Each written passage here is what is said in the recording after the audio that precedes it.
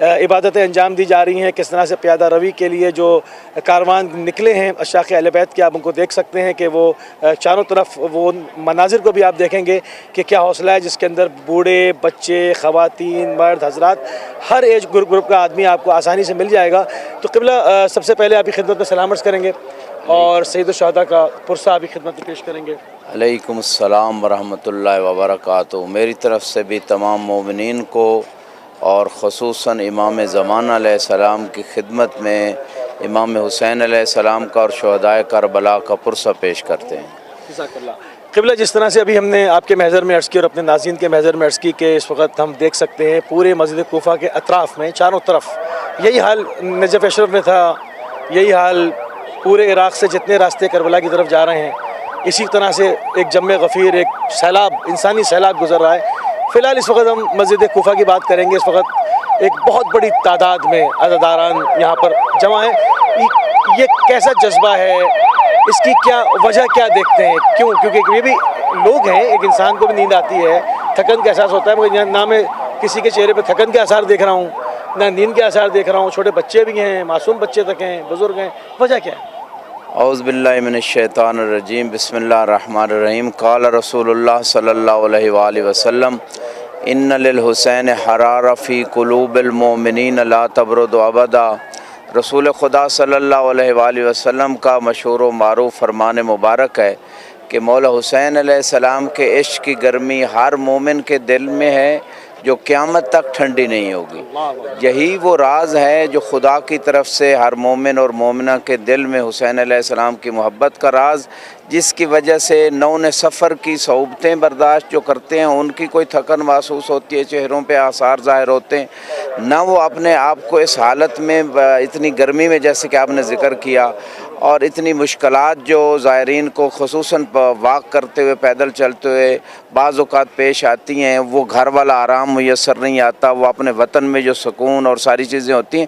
وہ جسمانی طور پہ تو وہ ساری چیزیں تحمل کر رہے ہیں، اصل میں جو روحانی سکون ملتا ہے، جو روحانی اطمینان ملتا ہے، جو انسان کی روح کو مزید ارتقاء حاصل ہوتا ہے، یہ مومن کی جو غذائے روحانی ہے وہ کربلا سے ملتی ہے، وہ مولا حسین سے ریلیٹڈ ہونے سے ملتی ہے، وہ کربلا کے مقصد پہ عمل کرنے سے ملتی ہے، جیسے کہ قرآن نے کہا الا بذکر اللہ تطمئن القلوب، کہ اللہ کے ذکر سے دلوں کو اطمینان ملتا ہے، اور اللہ کے ذکر سے مراد بھی جو ہے خدا کی اطاعت ہے، اور جو خدا کا قرب حاصل کرنا چاہتا ہے اس کے بارے میں بھی رسول خدا کا مشہور فرمان مبارک ہے کہ جو بھی حسین سے محبت کرے گا وہ خدا کا محبوب ہو جائے گا۔ احب اللہ من احب حسین، مشہور فرمان مصطفیٰ ہے کہ جو حسین سے محبت رکھے گا وہ خدا کا محبوب بن جائے گا۔ تو حسین علیہ السلام کی عشق کی گرمی، ان کے محبت کی گرمی، یہی وہ بیسک سبب ہے کہ لوگ ہزاروں کلومیٹر جو ہے پوری دنیا سے مختلف کنٹری سے آ بھی رہے ہیں، اور ساری صعوبتیں برداشت کرنے کے باوجود ان کا جذبہ جوان ہے، ان کی ہمتیں جوان ہیں، ان کی روحانیت میں اضافہ ہو رہا ہے، ان کو یہ ساری مشکلات یعنی اس کو فیل نہیں کر رہے، اس کا شکوہ نہیں کر رہے، اور وہی راز ہے ایمان کی گرمی، محبت کی گرمی ہے۔ اور اس میں ایک اور چیز بھی ہے، اس مقام پہ ان تمام فرامین کو اگر ہم دیکھیں کہ جو رسول خدا نے ارشاد فرمائے حسین منی و انا من حسین، کہ حسین مجھ سے ہیں اور میری رسالت کی بقا حسین سے ہے۔ تو یہ بھی ایک راز الہی ہے کہ خدا نے چونکہ اس دین کو قیامت تک لے کے جانا ہے، تو حسین علیہ السلام وہ رستہ ہیں، وہ وسیلہ ہیں، وہ انقلاب ہیں، وہ تحریک ہیں کہ جن کے ذریعے سے وہ اصلی دین قیامت تک رہنا ہے اور اس کو اگلی نسلوں تک پہنچنا ہے۔ تو یہ سارے سورسز ہیں، وسائل ہیں، کبھی اربعین کے ذریعے سے، کبھی کسی اور مناسبت کے ذریعے سے لوگ امام حسین علیہ السلام کی زیارت کو آتے ہیں، اور خصوصاً یہ چہلم کا جو انقلاب ہے، یہ جو اربعین کی زیارت ہے، اس میں ایک خاص اور بھی بہت سارے راز ہیں۔ وہ جو راز ہیں میں ان کے اوپر ابھی آپ سے بات کرتا ہوں، اور ہم اس پہ ناظرین ساتھ ساتھ جو ہے وہ فوٹیج بھی آپ کو دکھائیں گے کہ کس طرح سے ہمارے جو ہے وہ چاروں طرف جو عزادار ہیں وہ یہاں پر کھلے آسمان کے نیچے ہیں، اور یہ کیوں ہے، یہ سب چیزیں ہیں، اس کے اوپر ہم ساتھ ساتھ بات بھی کرتے رہیں گے، مگر وہ ویژولز بھی میں جو ہے وہ آپ کو پوری کوشش ہماری ٹیم کر رہی ہے کہ آپ وہ دیکھیں۔ مطلب یہ انسان، یہ بھی ہمارے جیسے انسان ہی ہے نا، ایک جیسے ہمارے ناظرین ہیں یہ بھی انسان ویسے ہی ہیں۔ تو وہ جیسے آپ نے کہا نا کہ وہ جو ایک روحانی لذت محسوس کر رہے ہیں، وہ ایک حلاوت کو محسوس کر رہے ہیں، تو وہ ان تمام چیزوں کو تحمل کر رہے ہیں. تو قبلہ یہ اربعین کے اندر کیا راز پوشیدہ ہے کہ کیوں ایک سیلاب انسانی سیلاب امنڈ کے آ جاتا ہے؟ جی یقیناً اس میں بہت ساری چیزوں میں سے فرسٹ آف آل تو یہ کہوں گا کہ ہر زمانہ میں، چاہے بنو امیہ کا زمانہ تھا، بنو عباس کا زمانہ تھا، اس کے بعد آج تک، یعنی آج تک سے میری مراد یہ ہے کہ صدام کے زمانہ تک جو قریب اگر ہم دیکھیں تو امام حسین علیہ السلام کی زیارت کے لیے مسائل کھڑے کیے گئے، زیارت پہ پابندی لگائی گئی، زیارت پہ آنے والوں لوگوں کے لیے مشکلات کھڑی کی گئیں. اگرچہ ابھی بھی کچھ عالمی طاقتیں اس کوشش میں ہیں کہ کم سے کم زائر خصوصاً اربعین کی زیارت پہ ہیں، اور آپ نے دیکھا جو ویزے کی پرابلمز ہوئی، باقی مسائل ہوئے، اس کے بیک ورڈ پہ بہت ساری چیزیں ہیں، اس ڈیٹیل میں نہیں جانا چاہتا. لیکن تاریخ ایک لمبی تاریخ ہے کہ لوگوں نے کوشش کی، ظالم حکمرانوں نے کوشش کی کہ زائرین کو روکا جائے. تو وہ جتنا ایک ایکشن کا ری ایکشن ہوتا ہے، تو جتنی محبت اہل بیت تھی لوگوں کے دلوں میں، وہ جذبہ عشق حسینی تھا، وہ زیارت کا شوق تھا. تو جو صدام کے دور میں خصوصاً مشی پہ اور پیدل جانے پہ پابندی تھی، ظاہر امام حسین علیہ السلام پوری دنیا سے آسانی سے نہیں آ سکتے تھے. تو وہ جب دنیا سے یہ شخص ہلاک ہوتا ہے اور جاتا ہے فرعون وقت، اس کے بعد جو لوگوں کے دلوں میں ایک چھپی ہوئی تمنا تھی، اس نے یکدم اسے ایک موقع ملا، اس نے کروٹ لی، اور پوری دنیا سے بھی لوگ آئے، اور خود عراق کے اندر سے محرم میں اپنے علاقوں میں وہ تعزیہ داری کرتے تھے. تو اربعین پہ انہوں نے کربلا کا رخ کیا. تو وہ ایک یعنی ایک بیک گراؤنڈ ہے جو ظالمانہ نظام کی وجہ سے لوگوں کو اس چیز سے روکا گیا تھا، اس کا ریئیکشن آیا، ایک ایمانی جذبے کا اظہار ہوا، اور یہ ایک سلسلہ چل نکلا پھر ہر سال. ایک ریزن یہ ہے. دوسرا راز اس مقام پہ یہ بتانا چاہتا ہوں کہ خود جب شام سے قیدیں نبھا کے قافلہ اہل بیت واپس آیا تو جناب سیدہ ثانیہ زہرا سلام اللہ علیہا سے امام زین العابدین علیہ السلام نے اس مقام پہ سوال کیا کہ جہاں سے دو راستے تھے، ایک کربلا کو جاتا تھا، ایک مدینے کو جاتا تھا. تو وہاں پہ امام نے پوچھا کہ اے میری پھوپھی جان، آپ کربلا جانا چاہتی ہیں یا مدینے واپس جانا؟ تو بی بی نے کہا میں جی بھر کے اپنے بھائی کو نہیں روک سکی، لہذا دوبارہ میں قبر امام حسین پہ جانا چاہتی ہوں. تو وہ جو اخلاص تھا، وہ جو بی بی پوری تبلیغ کر کے آئی تھیں، جو محنت کر کے آئی تھیں، جو امام حسین کی قربانی کو بچا کے آئی تھیں، اس اخلاص، اس ہمت، جذبے ایمان کے ساتھ بی بی دوبارہ کربلا آئیں. تو جیسے جناب حاجر جو انہوں نے دوڑ صفا و مروہ میں ایک نبی کی محبت میں جو دوڑ لگائی، تو خدا نے اس اخلاص والی اور محبت نبی میں جو دوڑ تھی اس کو سب کے لیے سنت بنا دیا. تو یہ تو کربلا ہے، یہ تو امام حسین علیہ السلام ہے جو پورے ادیان اور سابقہ انبیاء کی محنت کی بقا مولا حسین کی قربانی میں ہے. تو اس قربانی کو بچانے والی ہستی کا نام ثانیہ زہرا زینب سلام اللہ علیہا. تو جب انہوں نے اس اخلاص سے دوبارہ جو ہے نا کربلا کا رخ کیا، تو خدا نے چاہا کہ یہ جو بی بی نے زندہ کیا دین کو، مولا حسین نے رسول کی محنت کو بچایا، انبیاء کی محنت کو، اور مولا حسین کی محنت کو بچانے والی ہستی کا نام زینب ہے. تو جو اخلاص سے دوبارہ محبت حسین میں کربلا جاتی ہیں چہلم کے اوپر، تو وہ خدا نے ایک تاریخ رقم کر دی، ایک دلوں میں ایک جو ہے نا وہ تحریک پیدا کر دی کہ بی بی کی اس سنت کو زندہ رکھا جائے، اور اسی میں دین کی بقا اور احیا ہے. سبحان اللہ. قبلہ یعنی وہ جو اربعین کے اندر ایک راز ہے کہ کیونکہ دیکھا جائے تو عاشورہ سے بڑھ کے یوم کا عبد اللہ کسے کہ آپ کے دن سے بڑھ کے کوئی دن نہیں ہے. مگر ہم دیکھتے ہیں کہ وہ بہت سارے قبائل، وہ بہت سارے عشائر جو عاشورہ پہ نہیں آتے، اپنے اپنے علاقوں میں مقتل پڑھتے ہیں، مگر اربعین پہ امنڈ پڑھتے ہیں. اور پوری دنیا سے رجحان اس کا جو میں راز سوچا کرتا تھا، تو وہ آپ نے اس طرح سے عرض کیا کہ اس میں پیچھے چونکہ جناب زینب کبریٰ صلوات اللہ علیہ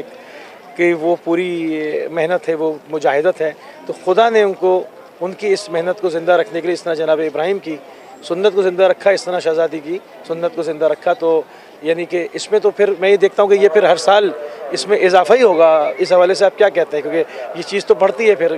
جس پہ خدا کی مرضی اور رضا شامل ہو. جی یقیناً. دیکھیں اس شدید گرمی میں اور کرونا کے باوجود، جس سال کرونا میں پابندی تھی، باہر کے کنٹری سے لوگ نہیں آ سکتے تھے، اس سال بھی ہم نے دیکھا خود داخل عراق میں اتنی زیادہ پابندیاں لگائی گئیں کہ حرمین پہ نہ جائیں، لیکن محبت حسین علیہ السلام کا جذبہ غالب رہا اور عراقیوں نے بھرپور طریقے سے شرکت کی، اور میں یہ چشمدید گواہ ہوں، بعض صحت کے بڑے مسئولین نے بھی یہ بات بتائی کہ چہلم امام حسین سے پہلے کرونا کی ایک وبا تھی، عام لہر چلی ہوئی تھی عراق میں، روزانہ جو ہاسپٹلز تھے بھرے جا رہے تھے، لیکن چہلم کے پہ روکا اس وجہ سے جا رہا تھا کہ بھئی کرونا مزید نہ پھیل جائے۔ لوگوں نے اس چیز کی پرواہ نہیں کی، اور جیسے مولا حسین کی تربت میں شفا اور گنبد کے نیچے دعا کی قبولیت ہے، تو وہ راز خدا نے عملی طور پہ ظاہر کیا کہ چہلم کی زیارت کے بعد کرونا کی وبا تقریباً ختم ہو گئی عراق میں، اور وہ جو ہاسپٹلز بھر رہے تھے وہ خود صحت کے محکمے والے بتا رہے تھے کہ لوگ تو صحت مند ہو گئے۔ تو اس کا مطلب یہ ہے کہ کرونا جیسی حالت میں بھی لوگ زیارت اربعین سے نہیں رکے، اور اتنی شدید گرمی آج کل کے ایام آپ دیکھ رہے ہیں، اس میں پوری دنیا سے لوگ جہاں تڑپ رہے ہیں اور آ چکے ہیں اور آ رہے ہیں، اور تمام مشکلات کو برداشت کر رہے ہیں، اور سخت گرمی میں دن کو بھی واک کرتے ہیں، رات کو تو لوگ کرتے ہیں۔ بہت سارے ناظرین ہمارے جو آپ ویژولز جو ہے وہ ہمارے اسکرین پہ مسلسل جو ہے وہ آپ لوگ دیکھ رہے ہیں، پورے مسجد کوفہ کے اطراف کے کس طرح سے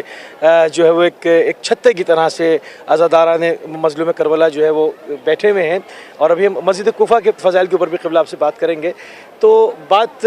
تو یہ ساری ہے کہ مطلب یہ تمام چیزیں جو ہیں یہ وہ ایک الہی ایک مشن کے تحت ہے۔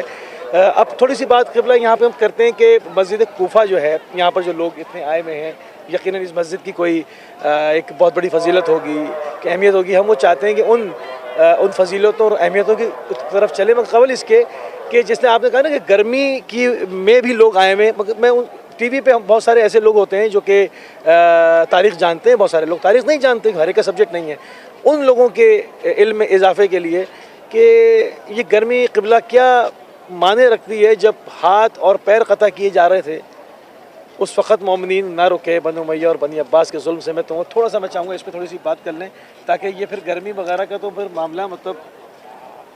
کہیں پر ٹھہرتا نہیں۔ جی، اس حوالے سے اگرچہ میں اتنا کہوں گا کہ کوفہ آنے کی ریزن کیا ہے؟ اربعین کے ایام لوگوں کو کربلا جانا چاہیے، تو کوفہ کیوں آ رہا ہے؟ اس کی کئی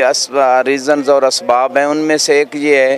کہ جب پوری دنیا سے لوگ آتے ہیں تو وہ ان کی خواہش ہوتی ہے کہ تمام جو ہسٹوریکل پلیسز ہیں، جو مقدس مقامات ہیں، جہاں پہ جا کے کچھ قرب خدا حاصل کیا جا سکتا ہے، معرفت میں اضافہ ہوتا ہے، وہاں جانے کی ان کی خواہش ہوتی ہے، اور وہ زیارت کر کے جاتے ہیں۔ اگرچہ ان کا مین مقصد کربلا جانا ہے، لیکن وہ تمام پلیسز پہ جانے کی خواہش ہوتی ہے۔ ایک ریزن یہ ہے کہ کوفہ مسجد کی زیارت کے لیے لوگ آئے ہوئے ہیں، اور دوسرا سبب یہ ہے کہ یہ وہ مقام ہے کہ جہاں امیر المومنین علی ابن ابی طالب علیہ السلام کی شہادت ہوئی ہے، تو مقام ضربت امیر المومنین ہے، تو یہاں لوگ جیسے مولا کو پرسہ دینے آتے ہیں مولا کی شہادت پہ، اسی طرح امام حسین علیہ السلام کا پرسہ دینے اور کربلا کے شہداء کا اور بیویوں کا پرسہ دینے بھی یہاں لوگ آتے ہیں، اس نیت سے بھی کہ یہاں بھی ہم پرسہ داری کریں۔ یہ بھی اہل بیت کا مقام ہے، جیسے کہ ساتھ گھر بھی ہے، باقی یہ ساری پلیسز جو ہیں، تو یہاں بھی اہل بیت کی یادگاریں ہیں، ان یادگاروں پہ آ کے اہل بیت کو یاد کیا جاتا ہے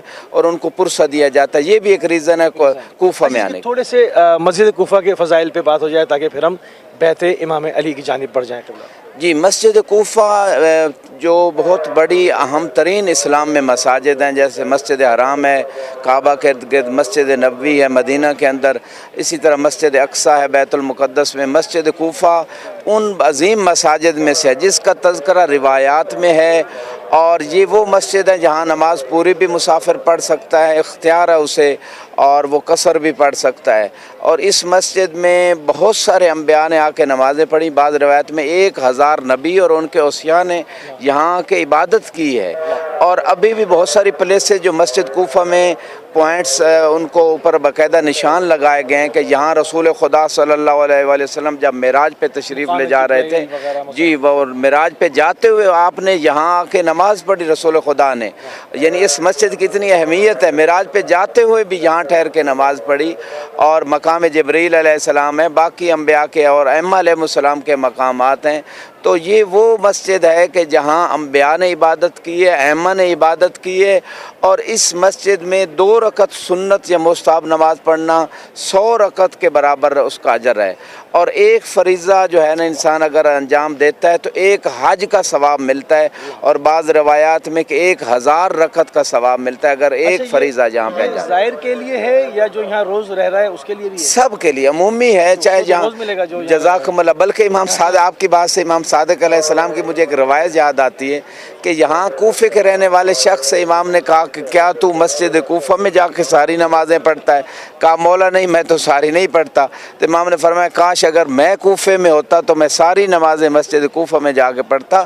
کیونکہ اس مسجد میں ایک فریضہ نماز کی بہت زیادہ اہمیت ہے، اور یہ ائمہ علیہ السلام کی خواہش ہے تو حج عمرے کا ثواب بھی ملتا ہے، اور وہ حج جو رسول خدا کے ساتھ انسان نے کی اور مقبول حج کا، روایت میں مقبول حج کا ثواب ہے۔ تو اس اور دعائیں قبول ہوتی ہیں، انسان 2 رکعت پڑھے اور اس کے بعد دعا کے لیے ہاتھ اٹھائے، تو یہ مسجد صالح یا کوفہ یہ وہ مسجدیں ہیں کہ جہاں دعائیں بھی قبول ہوتی ہیں۔ اور اس کے علاوہ یہاں پہ اگر ہم ذکر کریں تو ایک درمیان میں جو انہوں نے زیارت کی ہے یا انشاءاللہ کریں گے، ایک جناب نوح علیہ السلام کی قوم پہ جو عذاب آیا تھا اور وہ پانی جہاں سے نکلا تھا، وہ جگہ بھی یہاں اسی مسجد کوفہ کے سین کے اندر موجود ہے۔ اور اس مسجد کوفہ کی اہمیت کو اگر ہم دیکھیں تو مقام ضربت امیر المومنین بھی ہے، یہی مسجد ہے جہاں امام جمعہ پڑھاتے تھے، یہاں درس دیتے تھے، یہی وہ مسجد ہے جس میں امام کے خطبے جو نہج البلاغہ میں بھی ذکر ہیں، امام کے فرامین جو ہیں، اسی مسجد سے علم کے وہ چراغ روشن ہوتے رہے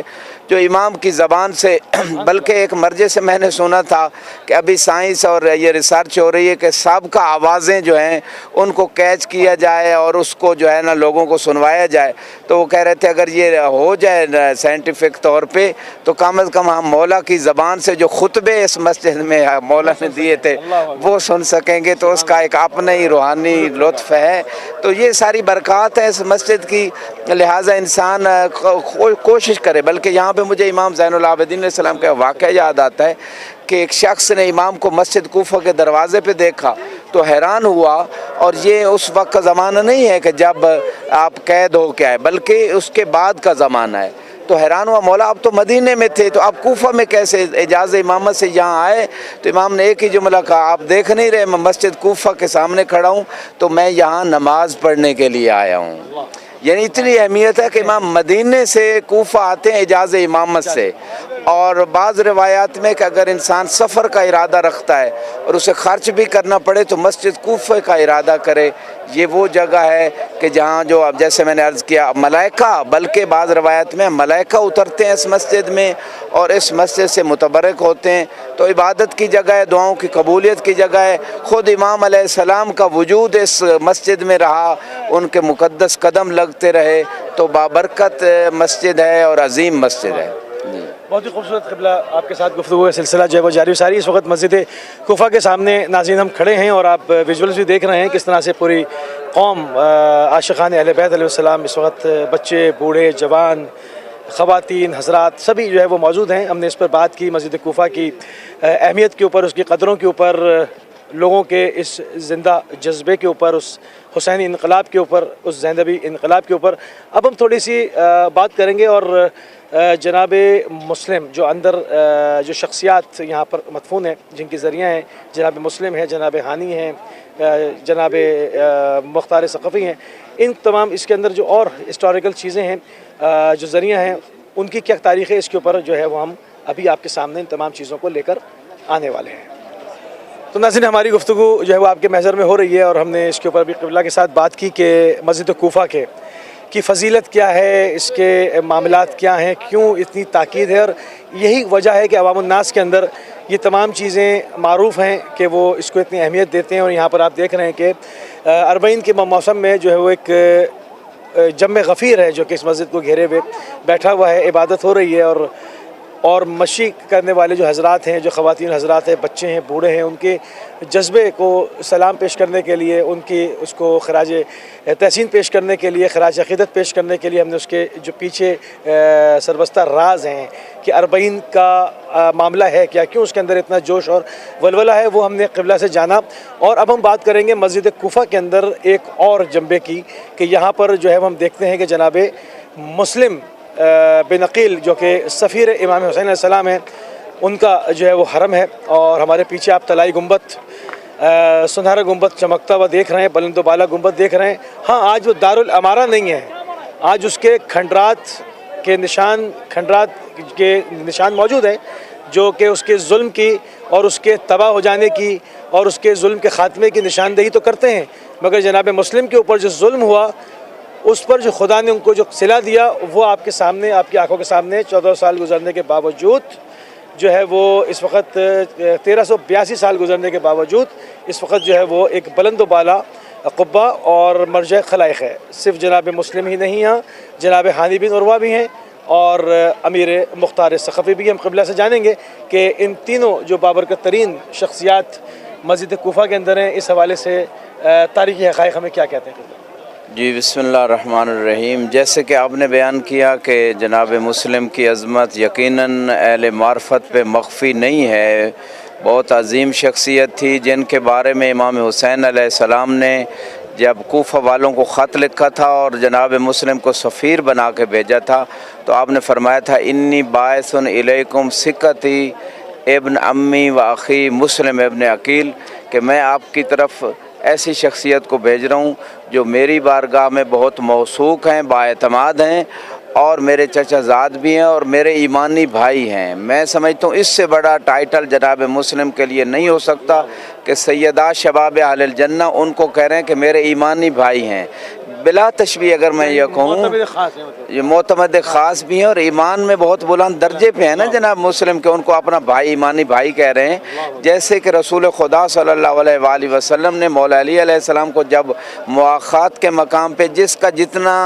لیول تھا ایمان کا یا معرفت کا یا نفاق کا، منافقین کو منافقین کا بھائی بنایا، تو اسی طرح مسلمانوں کو کسی کا بھائی بنایا صحابہ میں سے۔ لیکن علی ابن ابی طالب کے بارے میں فرمایا یا علی انت اخی فی الدنیا والآخرہ، اے علی آپ دنیا میں بھی میرے بھائی ہیں اور آخرت میں بھی میرے بھائی ہیں۔ وہ ایمانی اخوت تھی، اور یعنی ایمان میں اتنا بلند مرتبہ تھا مولا امیر المومنین کا کہ رسول خدا انہیں اپنا بھائی کہہ رہے ہیں۔ اسی طرح جناب مسلم ایمان اور معرفت میں اس بلند مرتبے پہ تھے کہ امام حسین علیہ السلام جیسے سردار جنت ان کو اپنے بھائی قرار دے رہے ہیں، اور یہ عظمت ہے جناب مسلم جو مولا حسین نے بیان کی، اس کو عملی طور پہ جناب مسلم نے ثابت بھی کیا۔ آج ہم جناب مسلم کی بارگاہ میں کھڑے ہیں، جیسے کہ آپ نے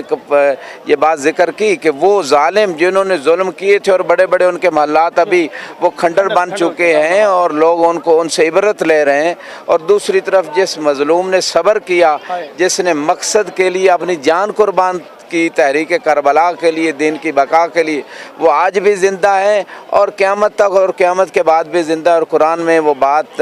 موجود ہے نص قرآنی کی شکل میں، افحسبتم ان، کیا تم نے یہ گمان کر لیا ہے کہ جو خدا کے راستے میں قتل ہو جائیں کہ وہ مردہ ہیں؟ افمات او قتل، یہ رسول اسلام کے بارے میں۔ تو دوسری آیت جو شہداء کے بارے میں ہے، فلا تحسبن الذین قتلوا فی سبیل اللہ امواتا، کہ جو اللہ کے راستے میں قتل ہو جائیں انہیں مردہ خیال نہ کرو، بلکہ وہ زندہ ہیں اور خدا کی بارگاہ سے رزق پا رہے ہیں۔ تو یہ زندگی ہے، یعنی ظاہری زندگی جو ہم دیکھ رہے ہیں کہ ظاہری عزت اور لوگوں کی رغبت جو ہے جناب مسلم کی طرف اور ان کی زیارت کے لیے آنا، اور ان کو باب الحوائج کہا جاتا ہے۔ جناب مسلم وہ عظیم شخصیت ہیں جو بہت ساری اہل بیت کی شخصیات میں باب الحوائج، جناب موسیٰ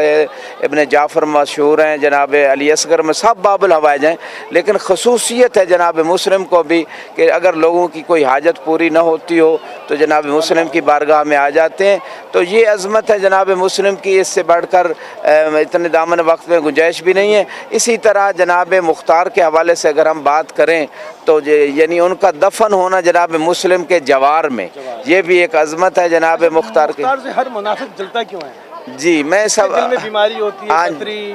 منافق، اس طرح کے لوگ जनाब मुख्तार से बड़ा उनको बड़ी हाँ। अजियत है। असल में वजह यह है कि जनाब मुख्तार ने जब इंतकाम लिया इमाम हुसैन अलैहिस्सलाम के कातलों से और चुन चुन के लिया, हालांकि अगर जो उनके ऊपर इत्तहामात लगाए गए जनाब मुख्तार पे वो सारे उनके मुखालिफिन की तरफ से थे, ताकि इनकी उस जज्बे को उस मकाम को ख़त्म किया जाए। हालांकि दूसरी तरफ कई अइम्मा की, इमाम ज़ैनुल आबिदीन, इमाम सादिक, इमाम बाक़िर अलैहिस्सलाम, उनकी रिवायात और दुआएं मौजूद हैं जनाब मुख्तार के लिए, और वाज़ेह तरीन जो है वो दुआएं मौजूद हैं। और उन्होंने उनके लिए बाकायदा जब वो सर भेजे जनाब मुख्तार ने, कातिल मुख्तलिफ जो जनाब अली असगर का कातिल हुरमला का सर भेजा, इसी तरह उबैदुल्लाह इब्न ज़ियाद का भेजा,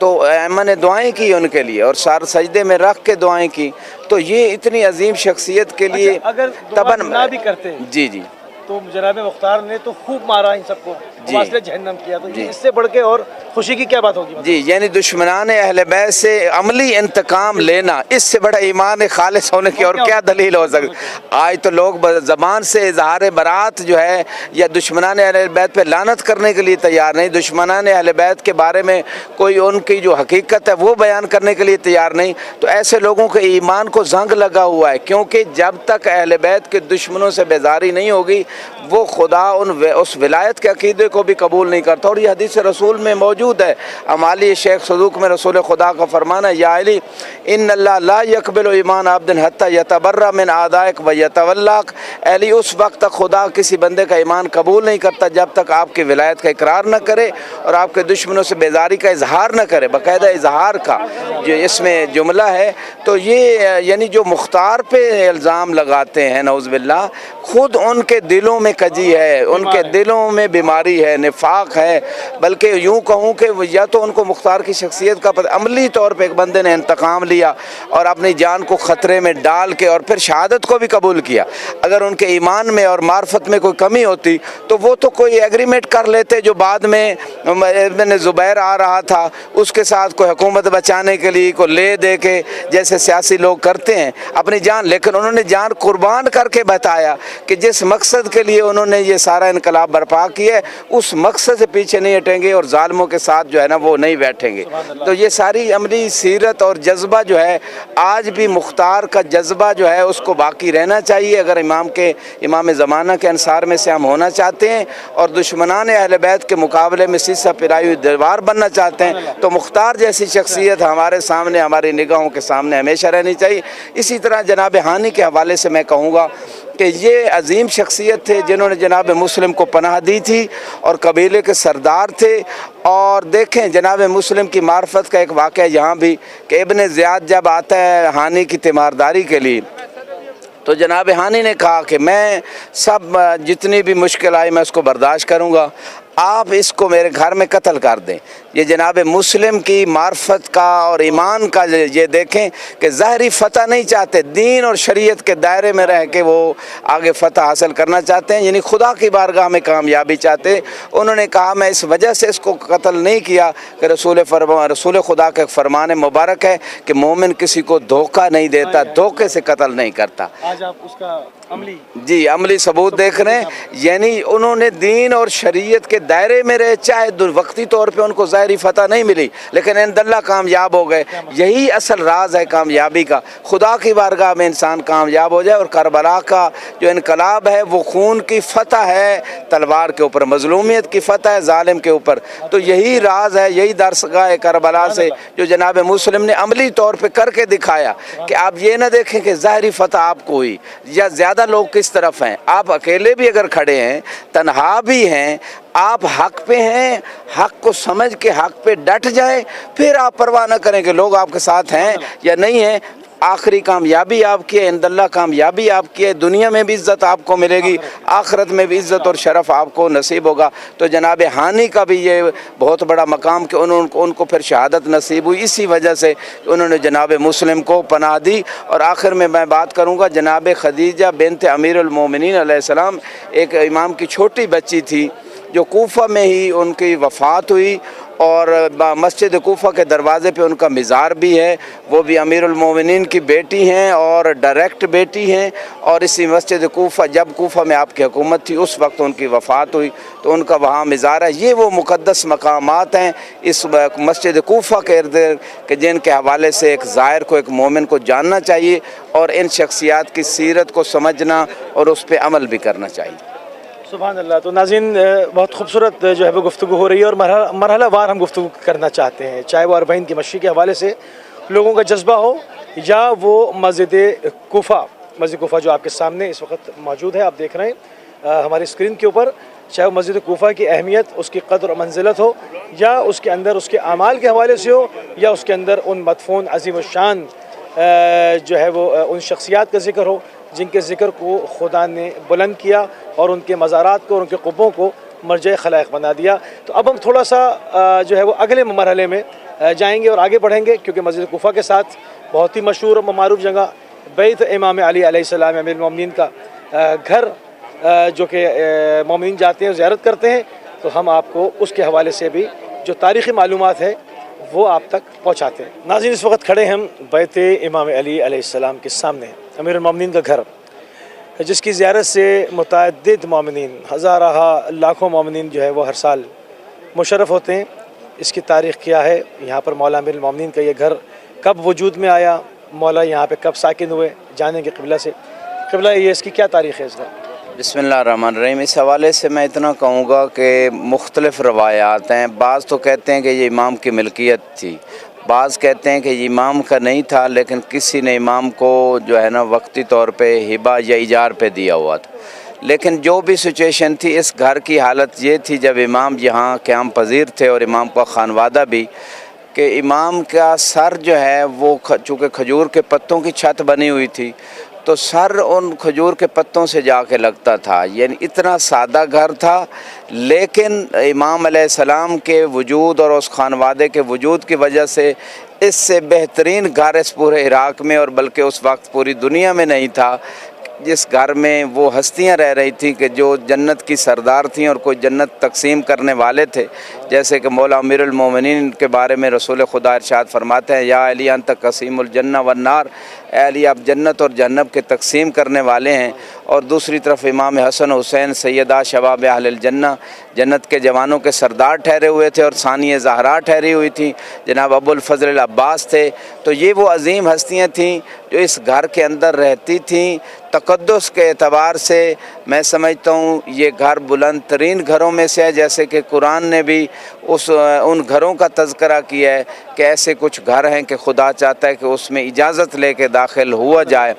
تو جب ابو بکر نے سوال کیا تھا اس آیت کے اترنے کے بعد کہ اللہ چاہتا ہے کہ ان گھروں میں اجازت لے کے جائیں، تو اس نے سوال کیا کہ وہ کون سے گھر ہیں، تو آپ نے فرمایا انبیاء کے گھر۔ تو پھر اس نے جناب زہرا اور جناب علی مرتضیٰ کے گھر کی طرف اشارہ کر کے کہا کیا یہ گھر بھی انہی گھروں میں سے ہے؟ فرمایا ھذا من افاضلھا، یہ انبیاء کے گھروں سے بھی افضل گھر ہے۔ تو رسول خدا صلی اللہ علیہ وسلم جہاں علی ٹھہرے ہیں، جہاں جناب بطول ہیں، اس گھر کو انبیاء کے گھروں سے بھی افضل گھر قرار دیا، کیونکہ علی نفس رسول ہیں اور جناب فاطمہ بضعۃ منی کا مصداق ہیں، رسول کے جگر کا ٹکڑا ہیں۔ تو اس گھر میں بھی مولا امیر المومنین و حسن و حسین ٹھہرے، تو اس گھر کی عظمت بھی روحانی اعتبار سے، معنوی اعتبار سے بہت زیادہ، اور خدا کی بارگاہ میں اس کا بہت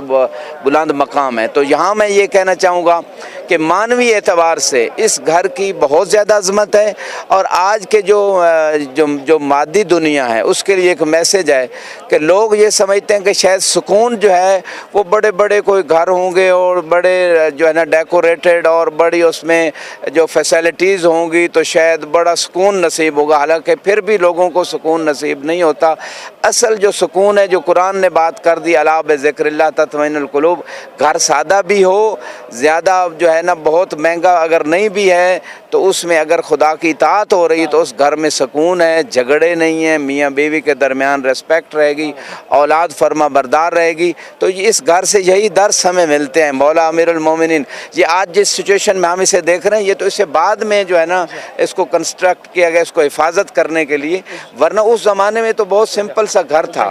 اور دیکھیں وہ گھر آج تک اس کی یادگاریں باقی ہیں، اس گھر میں جن ہستیوں نے زندگی گزاری ان کی سیرت ہمارے سامنے ہے، ان کی سادگی، یعنی اتنے بڑے بڑے اعظموں پہ امیر المومنین کی حکومت تھی، یعنی اس وقت کے اگر ہم کہیں کہ ورلڈ پاور جو مسلم امت جو تھی اور اس کے اوپر امیر المومنین کی حکومت تھی، اور اتنے سادہ گھر میں رہ رہے ہیں۔ اس سے ایک اور میسج بھی جاتا ہے کہ آج کے جو حکمران ہیں وہ کرپشن کر کر کے اپنی عوام کا خون چوس چوس کے ٹیکس لگا لگا کے ان کو جو ہے اپنے تو انہوں نے بینک بیلنس بھی بنا لیے، اپنی وہ پراپرٹیز بھی بنا لی، ہوٹلز بھی، گھر بھی، پوری دنیا میں انہوں نے ہر جگہ جہاں چاہے اپنے نسلوں کو بھی انہوں نے ارب پتی اور کھرب پتی بنا دیا، لیکن عوام جو ہے وہ ترس رہی ہے ایک ایک لقمے کو، سہولیات کو، تعلیم کو، صحت کو۔ دوسری طرف امیر المومنین سادہ زندگی گزار رہے تھے، جو کی روٹی کھاتے تھے، اور ایک شخص آتا ہے امام کے پاس، جب اس نے خیبر کا دروازہ دیکھا نا، علی نے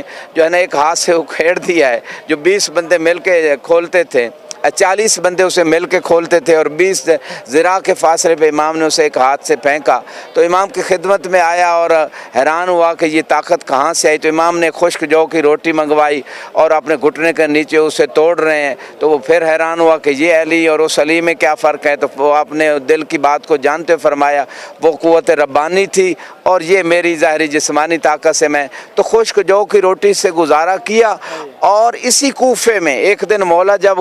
آپ سروے کر رہے تھے تو دیکھا کہ ایک شخص بھیک مانگ رہا ہے، آپ نے تعجب کیا کہ یہ کیسے ہو سکتا ہے کہ علی کی حکومت میں کوئی شخص بھیک مانگے۔ آج دنیا کو یہ میسج جانا چاہیے کہ وہ علی اتنی سادہ زندگی گزارے، اپنے رعایا کے لیے اقتصادی جو ہے نا وہ کیسے ان کا خیال رکھ رہے تھے اکانومیکلی طور پہ، تو لوگوں نے کہا کہ یہ تو مسیحی ہے، عیسائی ہے۔ آپ نے کہا اگرچہ وہ عیسائی ہے لیکن جب وہ جوان تھا آپ نے اس سے خدمت لی، اب بوڑھا ہو گیا ہے تو اسے لوگوں کا محتاج کر دیا ہے، بیت المال سے جو ہے نا اس کا وظیفہ لگایا جائے۔ تو یہ علی کی عدالت بھی تھی اور اپنی رعیت کا خیال تھا کہ مسلم نان مسلم کا کوئی ڈیفرنس نہیں، سب کو رائٹس مل رہے ہیں، سب کو حقوق مل رہے ہیں، اور سب جو ہے زندگی پرسکون گزار رہے ہیں، امن کے ساتھ گزار رہے ہیں، اقتصادی حالات بہتر ہے۔ یہاں تک اسی حکومت میں مولا علی علیہ السلام خود سادگی سے زندگی گزارتے ہیں، رعایا کا خیال رکھتے ہیں، اور آپ کا نہج البلاغہ میں بڑا مشہور فرمان ہے کہ مجھے تو امیر المومنین کہا جائے اور حجاز میں اور کسی جگہ میری حکومت جہاں جائیں کوئی بندہ کسی کو روٹی کھانے کو نہ ملے تو میں یہ برداشت کرنے کے لیے تیار نہیں ہوں، سب کو پوری جہاں جہاں میری حکومت ہے وہاں تک جو ہے نا کوئی بندہ فاقے سے نہ رہے اور اس کی ضروریات۔ یہ تھے علی، اور یہ اس گھر کے حوالے سے اور میں کیا کیا بیان کروں کہ اس گھر میں وہ مقدس ہستیاں کہ جس میں جناب ثانی زہرا مسجد اس کوفہ کی مستورات کو درس سے تفسیر دیتی تھی، قرآن کی تعلیم دیتی تھیں، یعنی ظاہراً ایک چھوٹا سا گھر، آج کی بڑی بڑی یونیورسٹیز بھی وہ کام نہیں کر سکتے، اتنا زیادہ سرمایہ لگا کے جو بی بی نے ایک ہستی نے ایک شخصیت نے کوفہ کی مستورات کو وہ درس تفسیر دیا اور ان کو تعلیم دی فقہی احکام کی اور دوسرے احکام کی۔ تو کہنا یہ چاہتا ہوں کہ دین کی تبلیغ کے لیے انسان کے پاس اگر علم ہے، جذبہ ہے، اخلاص ہے، تو سیرت ثانی زہرا اور سیرت امیر المومنین اور امام حسن حسین، تو اس گھر کی برکتیں، عظمتیں اور تبلیغ دین اور جو ہے نا بہت سارے پہلو ہیں، انہی پہلوؤں میں ایک پہلو وہ اسی گھر میں ہی جو ہے نا وہ مصیبت بھی آئی جو امیر المومنین علی ابن ابی طالب علیہ السلام سے، یہ ایک الگ موضوع ہے، لیکن اس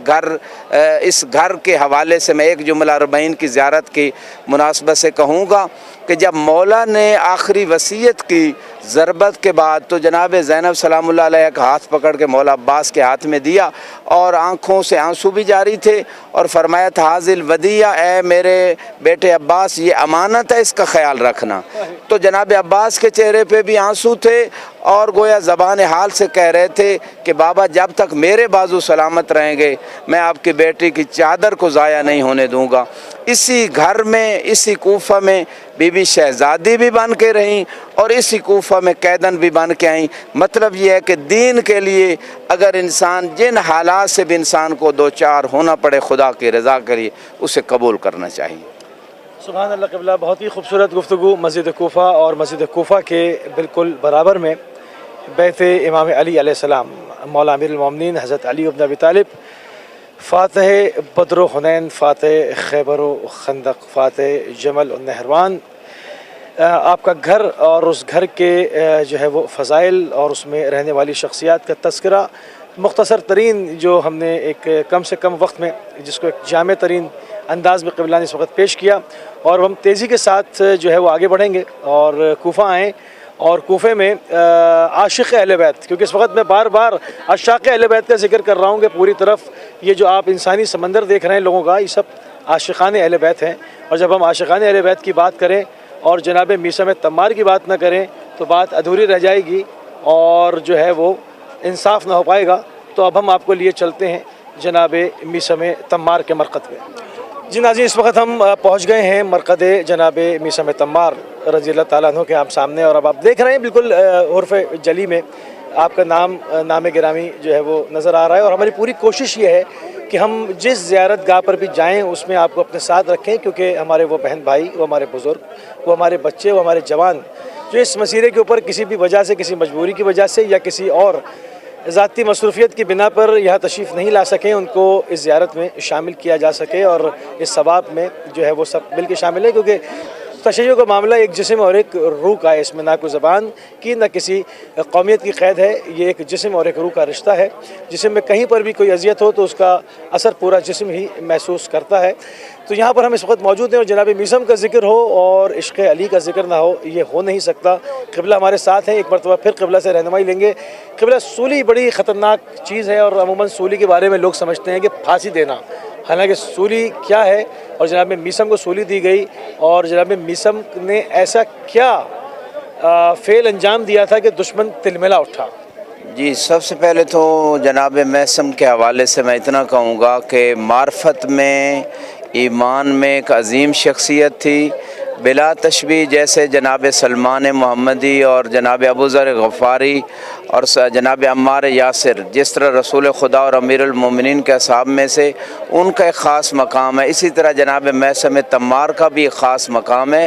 اور ان کے مضبوط ایمان اور اعلیٰ معرفت کی وجہ سے امام نے ان کو خاص راز کی باتیں سکھائی تھیں، جس کی وجہ سے یہ لوگوں کے جو مصائب تھے، لوگوں کے جو مسائل تھے، لوگوں کے جو حالات تھے، لوگوں پہ جو آنے والے مصیبتیں ہوتی تھی اس کو پہلے سے بتا دیتے تھے اور معلوم بھی ہوتا تھا۔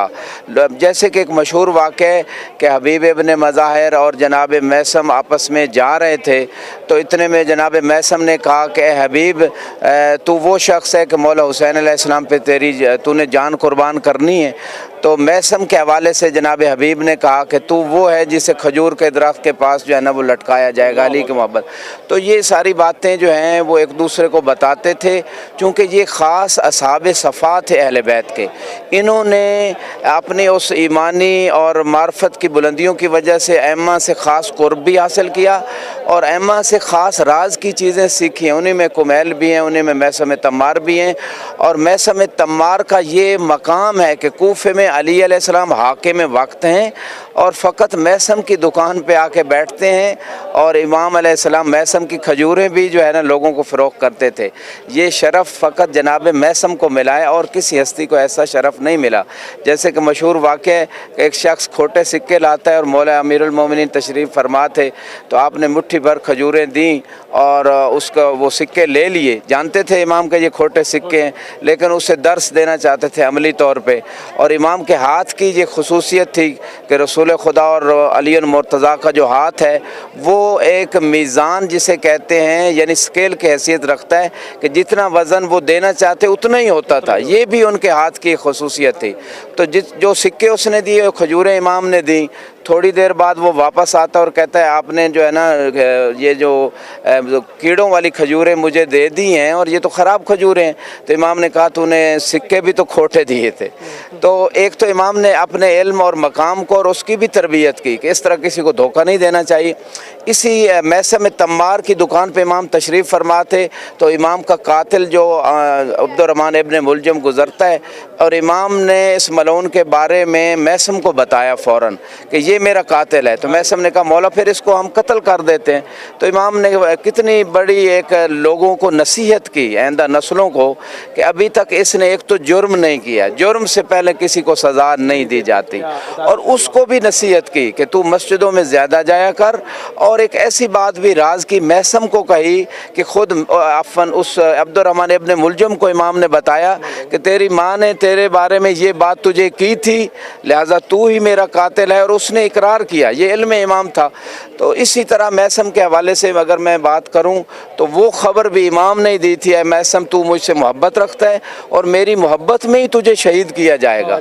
اور ایک ایسے درخت پہ تجھے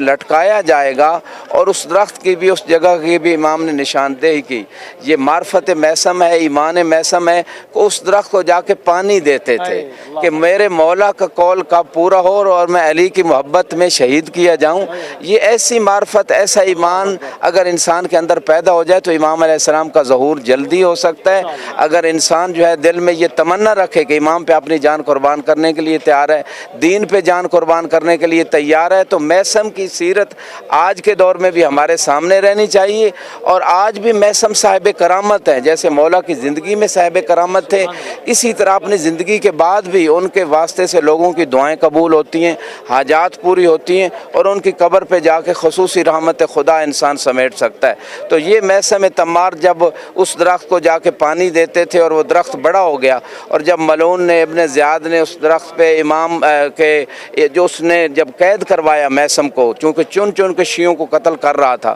تو کہا تو علی سے محبت رکھتا ہے، علی سے بیزاری کا اظہار کر۔ تو میثم نے اس کے سامنے اس ملعون پہ لعنت بھیجی اور امام کی محبت میں جملے کہے، تو اس نے کہا کہ میں تیری زبان کٹوا دوں گا، تو علی کی محبت اور علی کے فضائل کو پڑھ رہا ہے۔ تو اس کو جناب میثم کو جب کھجور پہ لٹکایا گیا اور باندھا گیا، کہا علی نے کس طرح کہا تھا کہ تجھے قتل کیا جائے گا؟ تو میثم نے بتایا میرے مولا نے بتایا تھا کہ میری زبان کاٹی جائے گی۔ کہا تیری زبان نہیں کاٹوں گا، میں تیرے ہاتھ پاؤں کاٹوں گا تاکہ علی کی مخالفت ہو جائے۔ تو پھر جب درخت پہ لٹکایا گیا، سب سے پہلے ہاتھ پاؤں کاٹے گئے، تو میثم نے پھر بھی علی کے فضائل نہیں چھوڑے۔ لوگوں کا مجمع ہو جاتا تھا اور لوگ اکٹھے تھے کہ کس طرح علی کے چاہنے والوں کو یہاں پہ جو ہے نا وہ قتل کیا جا رہا ہے۔ ہاتھ پاؤں کٹنے کے باوجود میثم نے علی کے فضائل لوگوں کو سنائے، وہ حدیثیں سنائی جو رسول خدا نے مولا علی کی شان میں بیان کی تھی۔ جب ابن زیاد ملعون تک یہ بات پہنچی کہ اس کے ہاتھ بھی کٹ گئے، میثم کے پاؤں بھی کٹ گئے، پھر بھی علی کے فضائل پڑھ رہے، تو اس وقت ملعون نے کہا کہ اب اس کی زبان کاٹی جائے تاکہ یہ علی کے فضائل کو جو ہے نا وہ نہ پڑھ سکے۔ میثم کی زبان تو کٹ گئی، لیکن میثم کی سیرت، میثم کا جذبہ، میثم کا ایمان، میثم کی معرفت، میثم کی محبت علی آج بھی زندہ ہے، اور اس عشق علی سے آج بھی لوگ درس لے رہے ہیں۔ اس عشق علی سے جو میثم کے دل میں تھا، آج بھی لوگوں کا جذبہ، آج بھی لوگ زیارت کے لیے آ رہے ہیں۔ ابن زیاد پہ آج بھی لانتے ہیں، میثم پہ آج بھی سلام ہے۔ وآخر دعوانا الحمدللہ رب العالمین۔ سبحان اللہ، بہت ہی خوبصورت جو ہے قبلہ نے کلام کیا۔ بالکل اس وقت ہم بہت ہی بابرکت ترین جگہ پر کھڑے ہیں، حرم ہمارے پیچھے، اور ایک حرم جس پہ ہم ابھی پورا گفتگو کر کے آ رہے ہیں۔ قبلہ صرف 2 منٹ مزید آپ کے لوں گا کہ ایک وہ وقت ہے اس وقت بہت ہی مصائب اور آلام پوری دنیا کے اندر ہے۔ 2 منٹ میں میں چاہوں گا کہ تیزی کے ساتھ جو ہے وہ ایک ظہور کے لیے دعا کرا دیا۔ اللہم صلی علی محمد و آل محمد۔ اگرچہ 40 کی جو چہلم کی زیارت ہے، اس کے اعمال میں سے ایک خصوصی عمل یہی ہے کہ انسان جب تھک جائے، جس مقدس مقام پہ جائے، اپنے امام کے ظہور کے لیے دعا کرے۔ یہ بہترین عمل ہے، اور روایات میں ہے کہ امام زمانہ علیہ السلام کے جو ظہور کے لیے دعا کرنا، انسان کے خود اس میں اپنے مسائل کا حل ہے، امام سے خاص تعلق پیدا ہوتا ہے۔ میں دعا کرتا ہوں پروردگار بحق محمد و آل محمد تمام زائرین زائرات کی زیارت کو قبول فرمائے، اور جو کسی وجہ سے زیارت کے لیے نہیں آ سکے ان کی ان تمام مشکلات کو دور فرمائے تاکہ وہ زیارت کے لیے آئیں۔ خصوصاً پاکستان سے جو مومنین و مومنات جنہوں نے ہزاروں لاکھوں کی تعداد میں بیچارے پریشان ہیں، راستوں میں جن کو ویزے نہیں مل رہے، بارڈر کے مسائل ہیں، پروردگار ان ایام کے صدقے میں ان کی ان مشکلوں کو حل فرما۔ اور جن لوگوں نے ہمارے ذمے مومنین مومنات کے زائرین کے دعائیں لگائیں، ان کے حاجات کو پورا فرما۔ اگر کوئی مریض ہے اسے شفائے کاملہ عطا فرما۔ ہمارے امام کو ہم سے راضی فرما، ہمارے امام کے ظہور میں تعجیل فرما، اور ہماری نسلوں کو امام زمانہ علیہ السلام کا جانثار قرار دے۔ اللہم صلی علی محمد و آل محمد وعجل فرجہم۔ جی ناظرین، آپ سماعت فرما رہے تھے آیت اللہ سید نسیم عباس نشوی صاحب کو عراق سے۔ اس وقت ہماری خصوصی ٹرانسمیشن اہل بیت ٹی وی کے اوپر تمام ہوئی۔ ناظرین، اس وقت کچھ مومنین ہمارے ساتھ موجود ہیں مسجد کوفہ پر، اور ہم ان سے جاننے کی کوشش کریں گے یہ کہاں سے ہیں، کب آئے، کس طرح سے، کیا ایمان کی حلاوت کو یہ محسوس کر رہے ہیں۔ بہت ہی تیزی کے ساتھ جو ہے وہ ہم اپنے کچھ چند مومنین سے بات کریں گے۔ السلام علیکم ورحمۃ اللہ۔ وعلیکم السلام ورحمۃ اللہ وبرکاتہ۔ آپ کا اسم شریف؟ پنجاب سے منی باؤلدین۔ آپ کا نام؟ صفدر عباس۔ صدر عباس صاحب، کب آپ تشریف لائے ہیں یہاں پر؟ مجھے تقریباً 3 سال ہو گئے ہیں ادھر۔ اچھا، آپ یہاں مستقل رہتے ہیں؟ مستقل رہتا ہوں۔ تو اربعین کے لیے جو مشی وغیرہ ہوتی ہے ہر سال کرتے ہیں پوری؟ انشاءاللہ ہر سال کرتے ہیں۔ اچھا، تو کیا محسوس کیا کرتے ہیں جب آپ اس گرمی میں اور اس طرح چلتے ہیں تو؟ جب مولا علی کے لیے ٹرتے ہیں تو حب ہوتی ہے، اچھا، دل سے حب ہوتی ہے، اور چاہنے والوں کو کچھ بھی نہیں گرمی کہتی ہے اور کچھ بھی نہیں ہوتا۔ جو چاہتا ہے دل سے ان کا اور جذبہ بڑھتا ہے۔ ٹھیک ہے، انشاءاللہ ہماری دعا ہے کہ جو بھی آئے اور انشاءاللہ ادھر سے پا کے جائے۔ سبحان اللہ۔ ٹھیک ہے، انشاءاللہ اللہ پاک اور سب کو حفظ و امان میں رکھے، اور انشاءاللہ ان کے لیے حب ہو۔ ٹھیک ہے، اور دل سے حب ہو، سب کو تار دیتے ہیں۔ ٹھیک ہے، جو حب نہیں بھی کرتا ان کو بھی یہ تار دیتے ہیں۔ ٹھیک ہے، جو دل سے حب کرتا ہے ان کو، اور ان کے لیے دعائیں، اور ان کی جو سب کی اپنی شہادتیں پائی، سب کچھ ہمارے دین اور ایمان کے لیے پائیں۔ ٹھیک ہے، بہت شکریہ، بہت شکر گزار پروردگار آپ کی اس صحیح کو، اس کوشش کو قبول فرمائے۔ جزاک اللہ۔ آپ سے اجازت چاہتا ہوں، انشاءاللہ بہت جلد آپ کے ساتھ دوبارہ خصوصی ٹرانسمیشن اربعین کی جاری و ساری ہے، ملاقات۔